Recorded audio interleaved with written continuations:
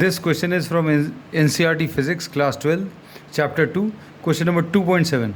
Three capacitors of capacitance 2 picofarads, 3 picofarads, and 4 picofarads are connected in parallel. What is the total capacitance of the combination? So C equivalent can be found out directly by C1 plus C2 plus C3. ये 2 plus 3 plus 4, this will be 9 picofarads. अब इससे अभी हम लोग क्या बोलते हैं, for parallel combination, ये याद रखना, for parallel combination potential is same. Series combination में चार्ज सेम होता है, ये याद रखना.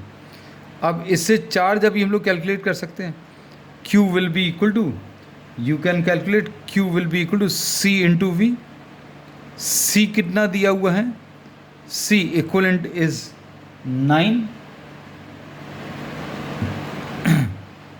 अब इसमें इक्विवेलेंट अगर ये टोटल चार्ज अगर निकालना है तो टोटल चार्ज के लिए 9 इंटू वी करेंगे. Suppose if you are to find out charge on the first capacitor, तो charge on the first capacitor will be equal to C1 into we.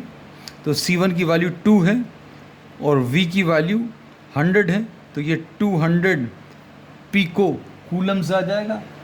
और Q2 की वैल्यू C2 इंटू वी, ये 3 into 100 आ जाएगा. Potential same रहेगा, ये याद रखना. इसमें भी 100 वोल्ट, इसमें भी 100 वोल्ट और इसमें भी 100 वोल्ट्स आएगा.